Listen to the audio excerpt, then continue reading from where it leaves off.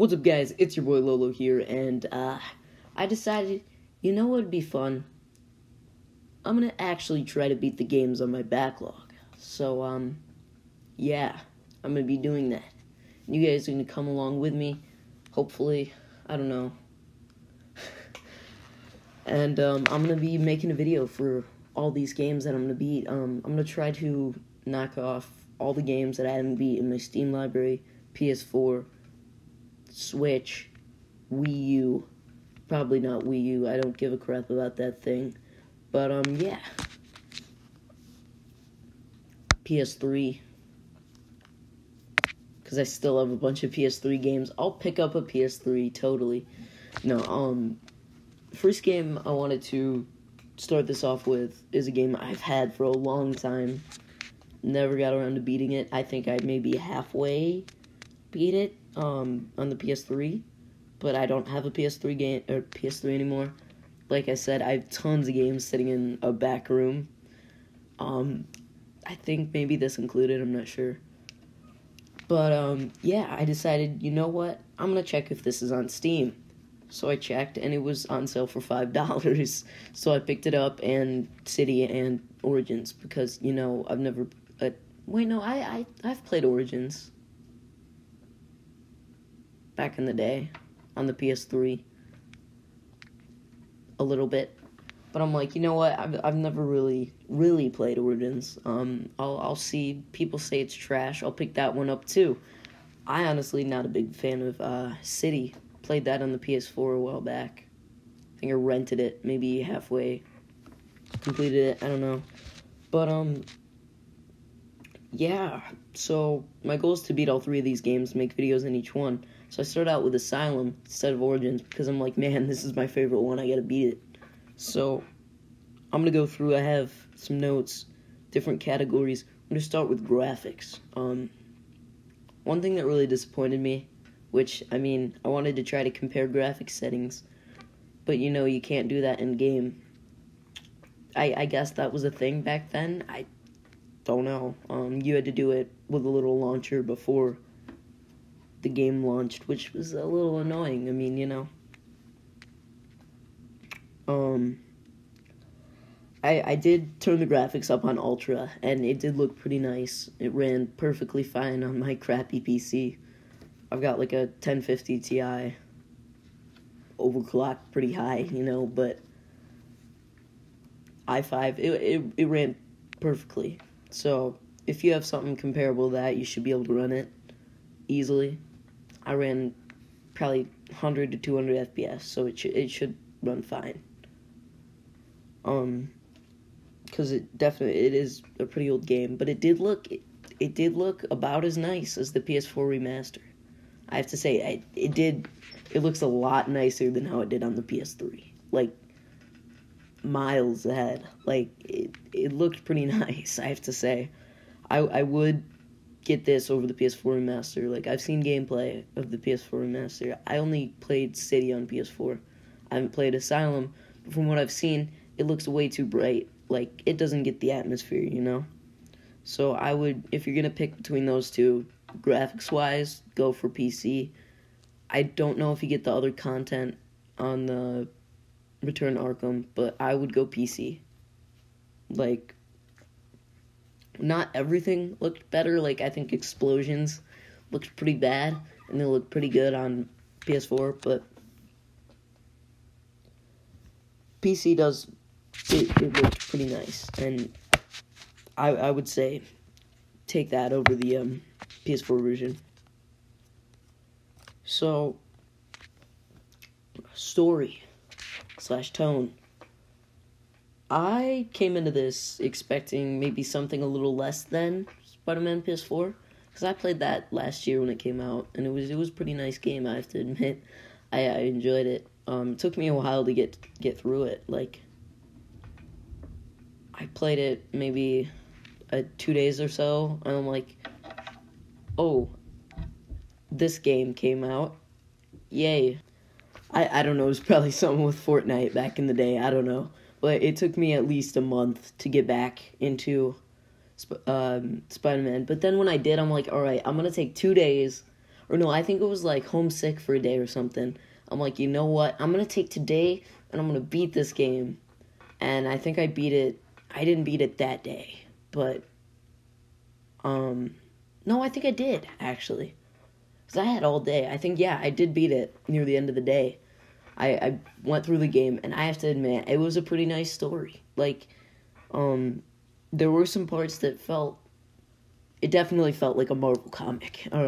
Probably more Marvel, yeah, it felt like a Marvel comic, right? And I've read a lot of comics. It did feel like a big Marvel comic, you know? And I have to say, this game felt more, Arkham Asylum felt more like a DC comic, and I mean, that's what you're gonna expect. Felt like a Batman comic.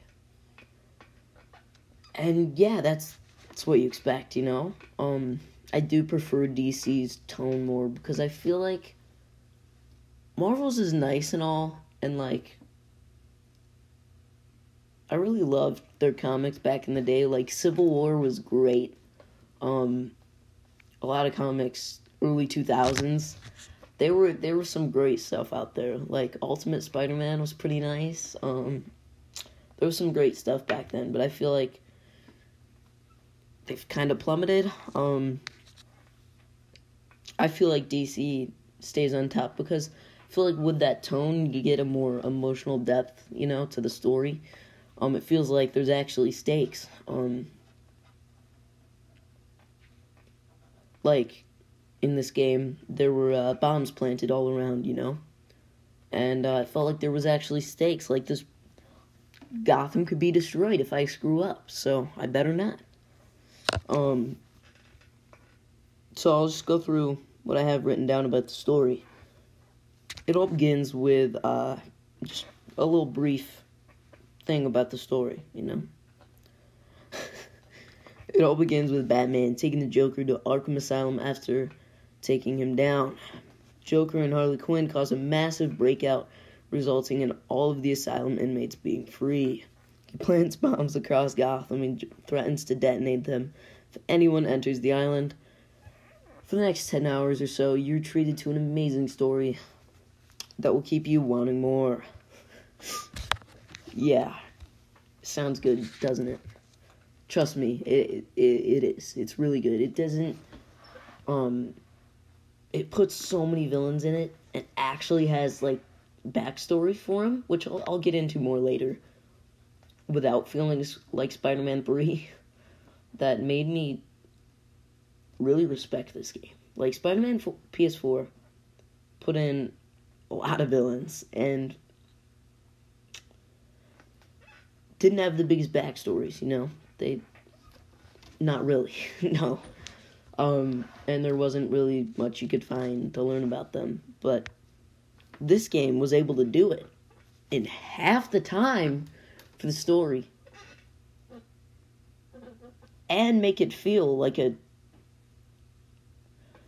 I don't know what it was, but this game's, like, it somehow, this 10-hour story, I prefer it over the 20-hour story Spider-Man has. Like, I feel like a lot of people are like, man, we need longer stories. And I agree with that. I'm like, yeah, sweet. But I feel like there is a little bit of stretching something out. And I feel like Spider-Man, I can't talk. Spider-Man didn't really have much of that, but I feel like it was a little dry in certain spots. But this game, just the pacing, it just kept going, and it was great. One thing that annoyed me a little bit in Spider-Man was just how much, like, the whole open world part of it, and I mean, City has that too. Little breaks. And that's what annoys me about games like that, and that's what annoys me about City. I like a flowing experience, like, I like a nice flowing linear movie type of deal, and that's my opinion. I know a lot of people prefer open world, but that's just maybe I like open world after the game's done. Like, the game's over, let's explore an awesome open world. That's what I would prefer. So that's why I really did love this game. And I loved how the story just flowed, and it didn't have those little breaks. Alright, now we're going to talk about gameplay. Alright, this game revolutionized gameplay. Revolutionized combat forever. Like, the free-flowing... I can never say that. The free-flowing combat system. Like, before this, there was certain buttons to punch, certain buttons to kick. Sometimes it'd be a certain button to right punch, right kick, left punch, left kick. That'd be a little crazy, but I think some games did it.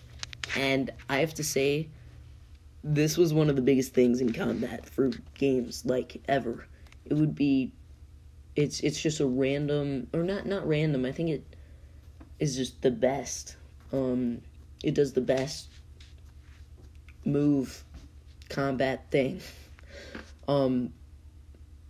available, like the best... I can't talk right now. Like, whatever's the best to do. And I have to say that that's pretty nice. I don't think I would want, I played through this on PC, like I said.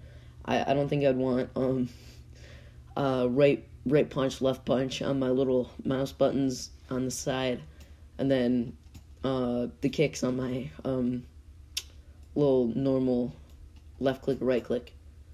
That'd be a little annoying, but, you know, what it'd probably have to be, if this game didn't do that. And they took the time to do that, and that was pretty sweet. I definitely think that's a lot better. A lot of games are a lot better because of this, and that's an awesome thing. I know I keep tying this to Spider-Man, but Spider-Man would be nothing like this. Like it is, if this never happened. So, you know, yeah. I do have to say, the stealth combat, annoying at sometimes, but I liked it most of the time. It was, at first, it was pretty good at first, but then, a little bit in, near the end, it got pretty annoying. About halfway in, they introduced the Joker collars. So when you took a person down, they had these little collars that would go off. And the stealth combat is all around going on gargoyles, taking people down. But yeah, so when you would take them down, their little collar would go off. And then, it would go off and everyone else would come and know where you are and shoot at you and stuff, and you'd have to go somewhere else. I thought that was cool. It was a nice little challenge. But then, you know, you get to the really advanced stuff like them putting dynamite on the gargoyles so you can only be on it for a couple seconds and then it blows up. Kind of annoying. But, I mean, it's kind of realistic. Like, that's probably what I would do if I were the Joker. But, you know... It was a little annoying and rage-inducing, you know. I have to admit, there was one part, it took me about 10 minutes to complete. I think I raged a little bit. It was annoying. But yeah. Moving on to boss battles. Man, this game had some good boss battles. Mostly. Definitely not the last one, because that kind of ruined the game for a lot of people. A lot of people don't remember this game being the best because of that. But other than that, there were some great boss battles. Like, I really love the Scarecrow one, because it made you not feel like a superhero. It made you feel like your average little dude. And there's, like, this massive guy trying to kill you. You have to run and hide. And also, like, it's going through... It just made Batman more human, you know? Like, it went through his psyche and stuff. Now, dealing with his parents and stuff. That was pretty cool. I definitely did like that. And, I think other than that, the Poison Ivy fight was pretty good. The Bane fight was a bit basic, but it was nice, because I think it was, like, the first one. Better than the final one, where you fight Joker. I'm not trying to spoil anything, but, I mean, you probably know that you fight Joker. And I'm pretty sure most of you guys have played this, but if you haven't, yeah, go buy it because it's only $20 and it's definitely worth it for $20. But yeah, the final fight, he just throws enemies at you and you have to kill them and then maybe hit him once in a while. Oh, I'm sorry. He's Batman, not kill. You just knock them out. But yeah, totally. Other than that, most of the boss fights were really good. But it did ruin the game for a lot of people because it was the final fight, and that's probably what you remember most, because you went through it last. What is cool, at the end you get put into the game right before the final fight, and you can just explore and look for the Riddler trophies and stuff. So there still is enemies, and that's, I like that. It's pretty cool. I think it would be nice to see an open world after that, like, an open world, with Gotham, or with Arkham starting to be rebuilt and stuff. That'd be pretty sweet. But yeah. Overall, gameplay was pretty nice. I want to talk about the extras that Game of the Year had, and even the normal game had quite a bit of extra content, Game of the Year came with 16 new challenge maps, which are kind of like the Taskmaster challenges. If you played Spider-Man PS4, if you didn't, then it's basically just little combat, stealth, stuff like that, little challenges, and they're pretty sweet, pretty cool. Even the normal game has the Riddler challenges, where you can get riddles and find little stuff. Different little collectibles and Riddler trophies, which there's like 250 of them, and it's kind of crazy. The coolest thing, the collectibles I like to get were the little interview tapes. For each villain, they have 5 of them, and it makes like a little mini story. And it really helps to flesh them out. Something that I wish Spider-Man PS4 did. Like, come on, man. You could have not done the little podcasts with Jameson. And could have done little audio logs. Like, come on, they're pretty sweet. But yeah, they were pretty sweet. Overall, pretty nice game. Probably give it a solid 9 out of 10. Because, wasn't perfect.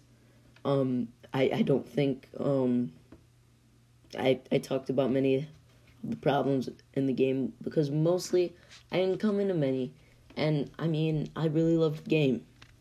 But I have to admit, there are a little bit of problems. Mostly that final fight kind of ruined the game for a lot of people, and that brings it down to a 9 out of 10, Also, how annoyed I was at the stealth combat, I know that was just me, but it's a YouTube channel, so I can be biased. Ha, get wrecked, IGN. Because IGN definitely isn't biased or anything. Alright, I'll see you guys in the next one. I just finished, I just started working on a review for Mario and Rabbids Kingdom Battle, and I picked up Yoshi today. So, new Yoshi Crafted World thing. So, I started playing through that. Really good game so far. I played like 3 levels. So, I'll see you guys in the next one. Yeah, goodbye.